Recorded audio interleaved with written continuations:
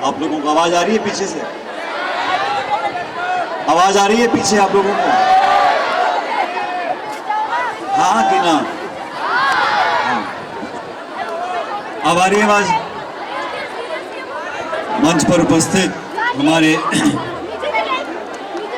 चाकसू से विधायक वेद सोलंकी जी, पर्वतसर से हमारे नौजवान साथी रामनिवास गावड़िया जी, कमलेश बैरवा जी, प्रधान चाकसू हरिनारायण जी, श्री प्रताप अरसाना जी, राजेंद्र जी, अनिल चोपड़ा साहब, भरतलाल मीणा जी, मंच पर सभी अतिथिगण, प्रधानाचार्य जी, नौजवान हमारे दोस्त, भाइयों और बहनों, साथियों, मुझे कुछ दिन पहले वेद सोलंकी जी ने इस कार्यक्रम में आने के लिए न्योता दिया था और वेद जी बहुत समझदार हैं। उनको पता था कि मैं राजस्थान में कई जगहों पर दौरा कर रहा था, लेकिन 23 तारीख को विधानसभा के सत्र की शुरुआत थी, पहला दिन था और आज मैं चाकसू में टोंक मुझे जाने का प्रोग्राम मेरा था पहले का 23 तारीख का, तो उन्होंने 23 तारीख का कार्यक्रम लिया ताकि मैं जयपुर में रहूं और मुझे खुशी है कि आपके आमंत्रण पर मुझे आने का मौका मिला।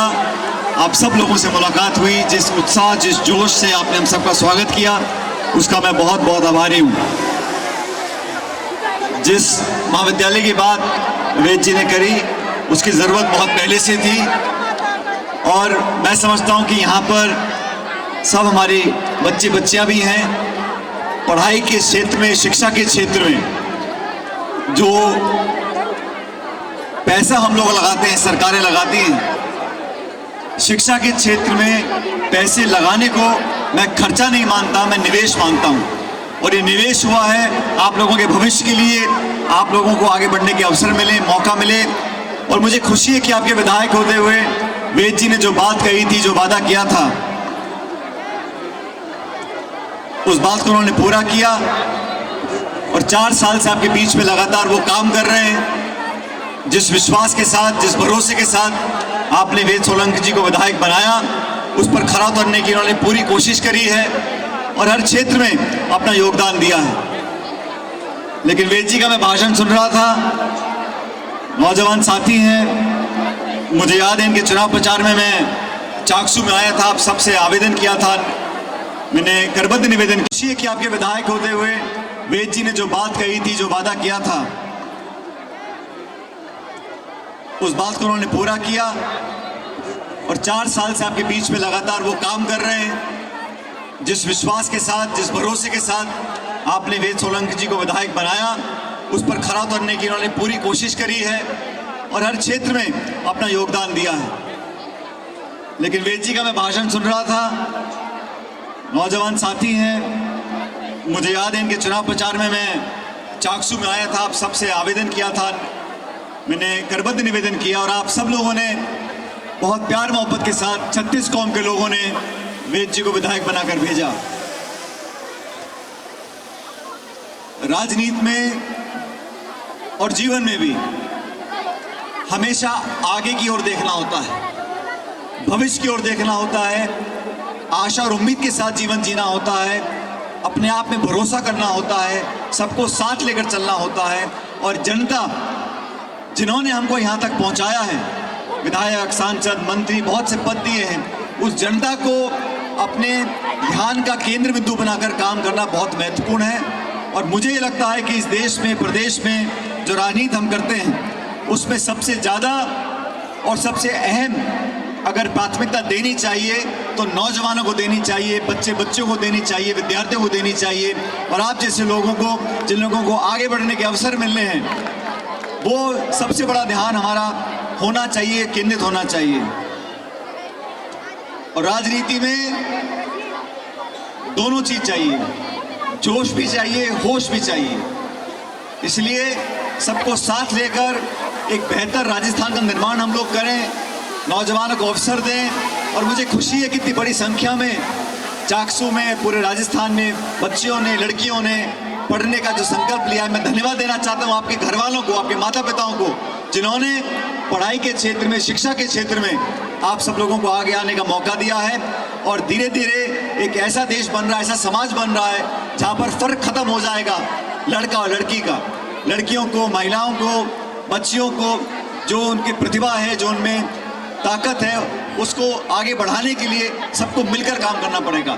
इस प्रकार के विद्यालय खोलेंगे, स्कूल खोलेंगे, कॉलेज खोलेंगे, यूनिवर्सिटीज़ खोलेंगी तो मैं समझता हूँ ना सिर्फ चाकसू का, राजस्थान का, लेकिन पूरे देश का इससे बहुत भला होगा। और आने वाला जो समय है, आने वाले 5, 10, 15 सालों में हम चाहते हैं कि देश में सर्वोच्च स्थान हमारा प्रदेश पाए। हमारी बच्चियां जो अक्सर पीछे रह जाती हैं, खासकर जो ग्रामीण क्षेत्र में रहती हैं, स्कूल खोलेंगे, कॉलेज खोलेंगे, यूनिवर्सिटीज़ खोलेंगी तो मैं समझता हूँ ना सिर्फ चाकसू का, राजस्थान का, लेकिन पूरे देश का इससे बहुत भला होगा। और आने वाला जो समय है, आने वाले 5, 10, 15 सालों में हम चाहते हैं कि देश में सर्वोच्च स्थान हमारा प्रदेश पाए।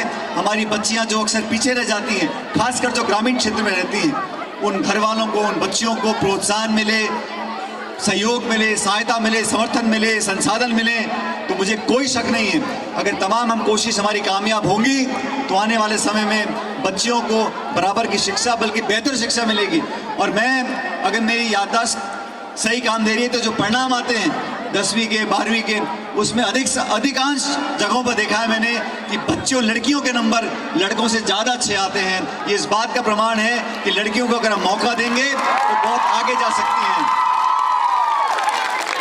और हम लोगों को जो भेदभाव कभी कभी समाज में आ जाते हैं, लड़का लड़की का फर्क जो घर परिवार में आता है, वो तब खत्म होगा जब औरों को बोलना बंद करेंगे, खुद अपने घर में वो कहेंगे और करेंगे जो हम करना चाहते हैं। हम लोग भाषण देते हैं, औरों से उम्मीद करते हैं और लोगों को प्रोत्साहित करते हैं, लेकिन खुद के घर में, खुद के बरामदे में, खुद के परिवार में, खुद के समाज में हम वो करने से चूक जाते हैं। तो जो हम लोग बातें बोलते हैं, अगर वो कर कर दिखाएंगे तब लोग हम पे विश्वास करेंगे। और जैसे मैंने कहा, जो भेदभाव, जो खाई हो जाती है लड़का लड़की में, पुरुष और महिला में, उसको ख़त्म करेंगे। हमारे देश और समाज में, राजस्थान में आरक्षण है, महिलाओं के लिए आरक्षण है। अनेकों जगहों पर आज जितना आरक्षण है उससे ज़्यादा महिलाएं आज पदों पर हैं, पंच पर, वार्ड मेंबर पर, सरपंच पर, प्रधान पर, प्रमुख पर, तमाम जगहों पर महिलाओं के लिए जगह सुनिश्चित की है। लेकिन क्या हमको ताकत दे पाए हैं? कुर्सियों पर बैठते हैं हमारे जनप्रतिनिधि, लेकिन उनमें वो ताकत अभी तक नहीं आ पाई है। लेकिन धीरे धीरे जहाँ से शुरुआत करी थी, वहाँ से हम बहुत आगे पहुँच चुके हैं। ये आने वाला ज़माना, मैं इसलिए बोल रहा हूँ नौजवानों के बीच में, ये देश और प्रदेश आप लोगों का है, ये वर्तमान और भविष्य आप लोगों का है। इसको सुजोना, इसको बेहतर बनाना आपकी, हमकी, सबकी जिम्मेदारी है। और मैं फिर कह रहा हूँ, हमें आगे की ओर देखना है। जो समय गुजर गया, समय बीत गया, वापस आने वाला नहीं है, लेकिन जो आने वाला कल है उसको अपना कैसे बनाए, इस दिशा में हम लोगों को काम करना है। मुझे खुशी है कि जो घोषणाएं करी थी विधायक महोदय ने, उनको पूरा किया।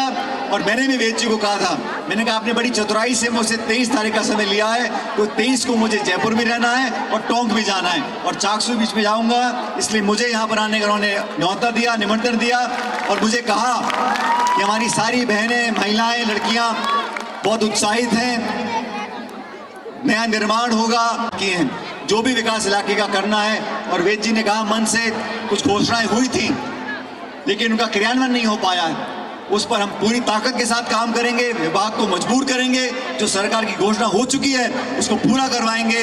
और मैं समझता हूँ जो नई बिल्डिंग का भी यहाँ पर काम चालू हो रहा है, 1 साल के अंदर अंदर वो बिल्डिंग बन जाएगी। आप सब महिलाओं, बच्चियों के लिए एक बैठने के लिए, पढ़ने के लिए एक बहुत अच्छा यहाँ पर संसाधन तैयार हो जाएगा। मैं आप सबसे निवेदन करना चाहता हूँ कि पढ़ाई के क्षेत्र में, शिक्षा के क्षेत्र में जितना भी हो, मैं भी कोशिश करता हूँ मेरे विधानसभा क्षेत्र में जो विधायक की नीति है वो ज़्यादातर वहाँ पर लगे जहाँ स्कूल हो, कमरे हो, बरामदे हो, चारदीवारी हो, बच्चों और बच्चियों के पढ़ाने के लिए जो संसाधन हम दे सकते हैं वो बहुत महत्वपूर्ण है। और आप सब लोग जो इस मीटिंग में नहीं आ पाए और छतों में खड़े हो, मैं आप लोगों को बोलना चाहता हूँ, आप भी अगर मेहनत करो, अपना नाम रोशन करो, जो पढ़ लिख गया, और मैं बात बार बार बोलता हूँ हर जगह जाकर, ग्रामीण क्षेत्रों में गरीब के बच्चे, किसान के बच्चे, जब पढ़ लिख लेंगे, उन कुर्सियों पर बैठ जाएंगे जिन कुर्सियों से देश और प्रदेश की नीतियां बनती हैं, तो सचमुच पूरे ग्रामीण प्रदेश का, हमारे राजस्थान का, देश का विकास हो सकेगा। उस दिशा में सही कदम उठाने के लिए आप आगे बढ़ चुके हो, हम पूरा समर्थन आपको देंगे। हमेशा की तरह आपने हमेशा बहुत प्यार और आशीर्वाद दिया है, वेद जी को भी दिया है, हमको भी दिया है। आने वाला समय आप सब नौजवानों का है, हम मिलकर साथ रखेंगे। कहीं कोई कमी आएगी हम आपके साथ खड़े रहेंगे, और आप लोगों ने भी जो आज प्यार दिया है इसको हमेशा बरकरार रखना। मैं परमपिता परमेश्वर से कामना करता हूं कि आप लोग हमेशा सुखी रहो, फलो फूलो, आगे बढ़ो, आपको भगवान तरक्की दे, उन्नति दे, खुशहाल रहो, स्वस्थ रहो, मुस्कुराते रहो, आपस में प्यार मोहब्बत की बातें करो। और जो लोग जाति धर्म बिरादरी इन पे लड़ाने का काम करते हैं उनको करारा जवाब दो। सब 36 कौम के लोग साथ मिलकर आगे चलेंगे। नौजवान, मैं हर जगह बोलता हूं पिछले हफ्ते भर में, जवानी और किसानी ये जाति बिरादरी नहीं देखता। जो नौजवान है वो देश का भविष्य चाहता है, मेहनत करना चाहता है। जो किसानी करता है वो किसी बिरादरी का हो, अनाज पैदा करता है।